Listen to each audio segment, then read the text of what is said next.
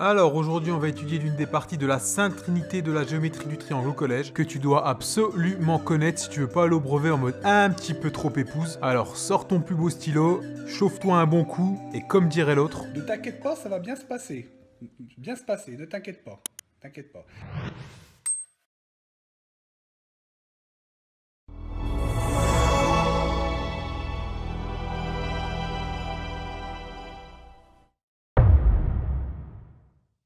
Alors dans un premier temps, il faut que tu saches que le théorème de Pythagore, on peut l'utiliser uniquement dans le cas des triangles rectangles.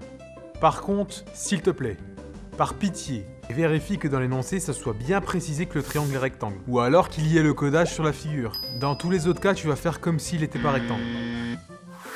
Bon, maintenant, la question que tu vas me poser, c'est pourquoi je devrais utiliser ce théorème? Pourquoi? Bah du calme, Billy, je vais te répondre. C'est tout simplement pour du calcul de longueur dans un triangle. Triangle à rectangle, je le rappelle au cas où pour les 2-3 rigolos du fond. Du coup, l'intérêt, mais aussi la contrainte de ce théorème, c'est de pouvoir calculer une longueur en fonction des deux autres. Par exemple, si je regarde ces deux schémas, sur le premier, j'ai deux longueurs, donc je vais pouvoir calculer la troisième grâce au théorème de Pythagore. Par contre, sur le deuxième schéma, on voit que je n'ai qu'une longueur, et dans ce cas-là, je ne pourrais pas l'utiliser.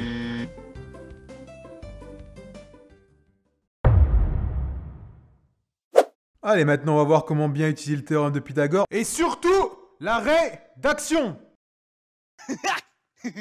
On va prendre l'exemple de tout à l'heure et on va calculer la longueur AC. Bon, la première étape, c'est de préciser toutes les données qui vont te servir dans l'exo. ABC est un triangle rectangle en B. Comme il est rectangle en B, alors l'hypoténuse est donc AC. Tu peux énoncer les longueurs que tu connais et surtout tu indiques celles que tu vas calculer. Ici, c'est AC. La seconde étape, et c'est le cœur de la rédaction, tu dois commencer par énoncer le théorème que tu vas utiliser. Et ici, c'est le théorème de Pythagore que tu peux utiliser parce que tu as précisé avant que le triangle était rectangle. Mais du coup, qu'est-ce qu'il nous raconte ce théorème? Eh ben en fait, il te dit que... Le carré de la longueur de l'hypoténuse est égal à la somme des carrés des longueurs des deux autres côtés. Bim! Alors juste, s'il te plaît, attends 2 petites minutes avant de gerber. Je vais te filer un petit coup de main et tu vas voir que la formule est très simple à utiliser. Surtout que tu as déjà identifié l'hypoténuse, c'est AC.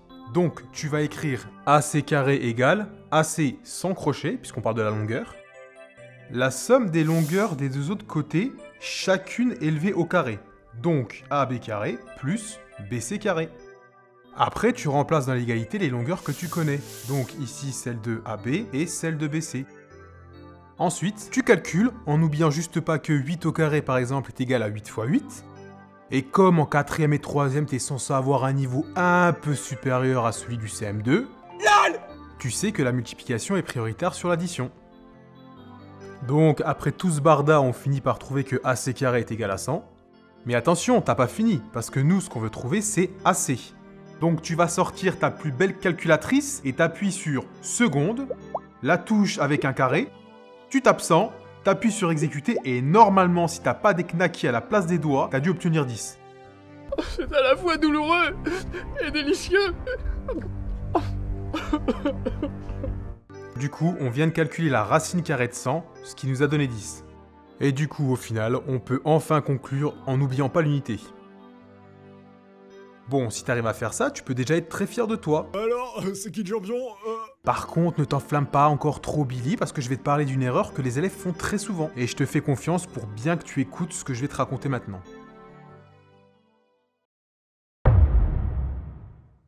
Allez, on se retrouve dans une situation quasi identique à celle de tout à l'heure, sauf qu'on ne doit plus calculer la longueur de l'hypoténuse, mais celle d'un des deux autres côtés. Ici, ça sera celle de AB.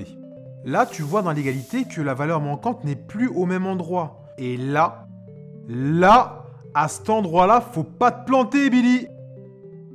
100 étant la somme de AB carré et de 36, alors AB carré sera égal à la différence de 100 et de 36.